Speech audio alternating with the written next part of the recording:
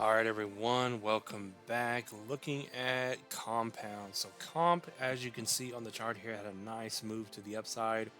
There is over 3 hours left on the candle here, but if you can close above 37 here, you're still extremely bullish for a push higher up here to 40, and then eventually 42, and your 200-day moving average at 42, 48. So, this $42 range is going to be your big price to beat. If we can get over that, then comp is going to officially be bullish here. You can already see the moving averages slightly curling up here. So if we can maintain 37, push up to 40, and then push up to 42 and get over this heavy resistance at the 200-day moving average, then these are going to start curling up even faster, and we will actually put comp into an uptrend. So we will see if that could be the case. I do not like the looks of this wick here. It's all going to depend on where you close on this candle here.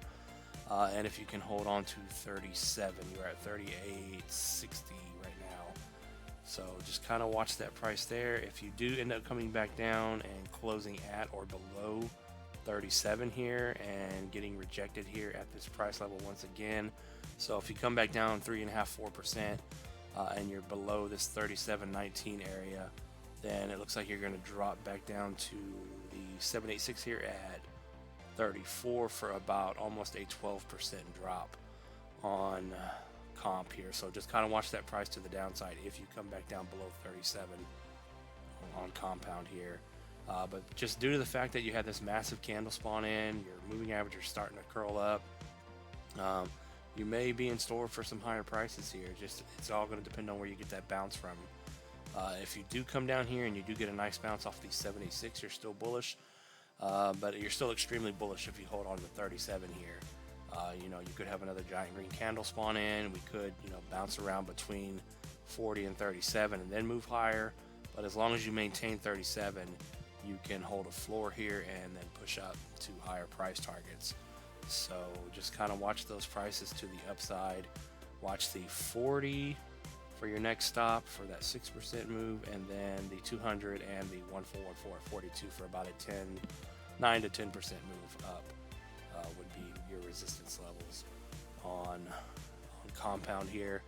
And like I said, you still could end up pulling back. You could end up doing something like this. If you come back down here, we take that out, come back down to the 786 and maybe bounce around for something like this, and then eventually start moving higher like that. So that is a possibility. I'm not saying that's going to happen. That's just a scenario that could play out. It's all going to depend on what support holds and what support breaks, or what resistance breaks for compound here, to see if it continues its bullish push to the upside here. So if you lose 37, watch 34. If you hold 37, watch 40, and then eventually 42 as your next resistance price levels here. So you did bounce off of the low here from, I believe it's, let's see here, let's scroll back. You did bounce off of the low on compound here. I think maybe it was on the 3-day chart. No. Yeah, you bounced off of the low from last summer. You can see last June you were down here at this price.